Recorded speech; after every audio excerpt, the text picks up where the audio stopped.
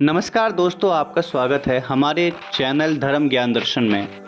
आपने जैसे अभी देखा कि थंबनेल पर मैंने लिखा है कि इस चित्र को अगर आप हनुमान जी के चित्र को समझ गए तो आपकी ज़िंदगी में आप जो पाना चाहते हैं वह आपको मिल जाएगा।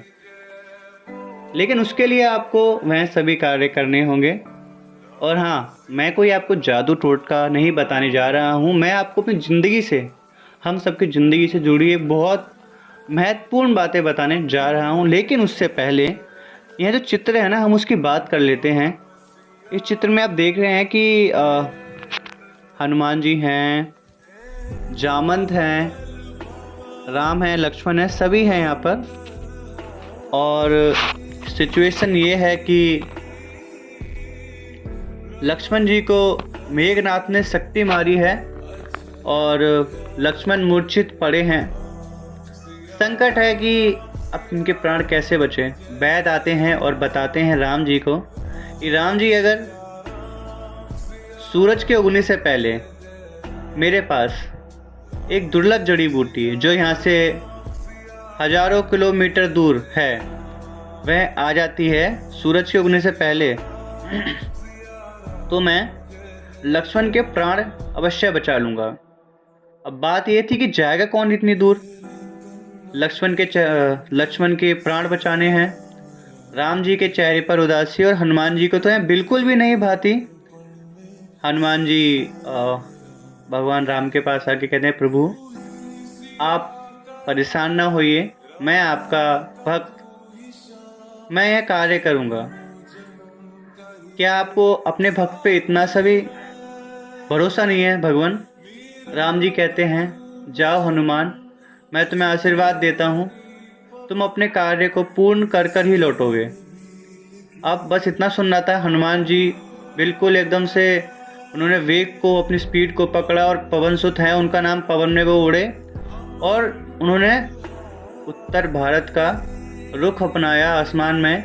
और जब वो जा रहे थे तो पहली बाधा उन्हें जो मिली थी, परेशानी, वो था काल नेमी राक्षस। जी हाँ, रावण का दूत काल नेमी राक्षस, जो कि बिल्कुल इंतजार में बैठा था हनुमान जी के, और अपनी एक माया जाल उसने बिछाई। और कालनेमी ने माया जाल बिछाकर एक अपना घर बनाया झोपड़ी नदी किनारे, और वहाँ पर राम नाम की धुन प्रारंभ कर दी। राम सिया राम, जय जय राम सिया राम, मैं तो राम ही नाम पुकारूं। अब हनुमान जी आसमान में जो कि जा रहे हैं, वो सुनते हैं कि भाई कोई राम नाम का भजन कर रहा है, और लगता है यहाँ तो मेरे ऐसा राम भक्त है, और वह सोचते हैं कि मैं दर्शन कर लेता हूँ तो मेरे काम और अच्छे सा हो जाएगा। अब जैसे हनुमान जी वहाँ पहुँचते हैं, कालनेमी तो यही चाहता था कि वहाँ पर हनुमान जी आएँ और वह उनको अपने माया जाल में फंसाए। और वह कहता है कालनेमी राक्षस हनुमान जी से कि हनुमान, मैं तुम्हें जानता हूँ, तुम्हारे साथ क्या स्थिति है वह सभी से मैं अवगत हूँ। मैं आपकी मदद करूँगा, मैं आपको वहाँ पर पल भर में पहुँचा दूँगा। जाइए आप स्नान करके आइए, मैं आपको कैसी शक्ति प्रदान करता हूँ जिससे आप क्षण भर में वहाँ पर पहुँच जाएंगे।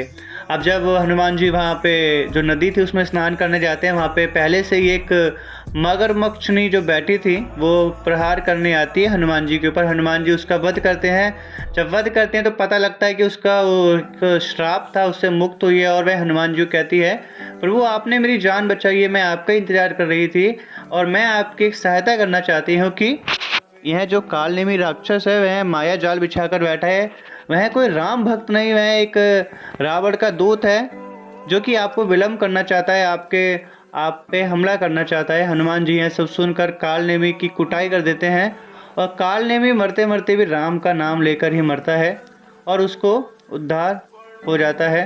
अब हनुमान जी वहाँ से जाते हैं, और जब द्रोणागिरी यहाँ पे उत्तराखंड में जब पहुँचते हैं, तो जब वो पर्वत लेकर आते हैं तो रास्ते में उन्हें देखते हैं, जब वो जा रहे हैं तो नीचे धरती पर भरत के सैनिक देखते हैं, और वह भरत को सूचित करते हैं। भरत आते हैं और वह सोचते हैं कि कोई राक्षस ना हो, और उन पे प्रहार करते हैं, उन्हें बेहोश कर देते हैं। जब पता लगता है, मूर्छित आके हनुमान जी धरती पे आते हैं तो पता लगता है कि यह तो हनुमान है। जब दोनों एक दूसरे को पहचानते हैं और क्षमा याचना करते हैं, उसके बाद हनुमान जी वहाँ से उड़ना प्रारंभ करते हैं और संजीवनी बूटी को वहाँ पर लेकर आते हैं सूरज के उगने से पहले।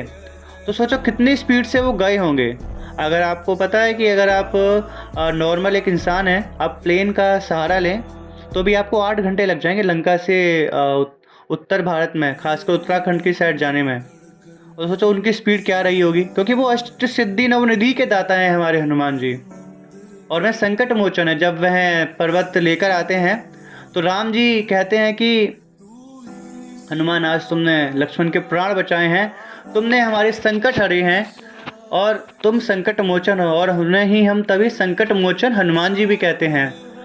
तो देखिए, यह जो चित्र है आपको यही बताता है कि जब जिंदगी में आप कोई कार्य करने निकलोगे ना, तो आपको ना काल नेमी जैसे लोग बहुत मिलेंगे। काल नेमी जो राक्षस था, उसने माया बिछाई थी राम नाम लेके। ऐसे ही जिंदगी में लोग आपके आते हैं और क्या कहते हैं कि तुम मेरे मित्र हो, तुम मेरे दोस्त हो, तुम वो कुछ भी बन के आपकी ज़िंदगी में आ सकते हैं और आपको पूरा दिखाएंगे कि बस आप ही उनके लिए सब कुछ हैं। और लेकिन एक ऐसा मौका आएगा जब वो अपना आपको घिनौना चेहरा दिखाएंगे और आपकी पीठ पर वार करेंगे।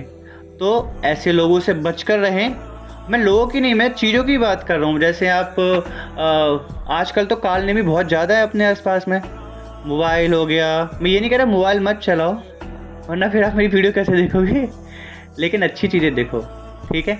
अब जैसे मान लो आप कोई विद्यार्थी हैं या फिर आपने कोई यूट्यूब से कहीं से पढ़ना चाह रहे हैं, ठीक है।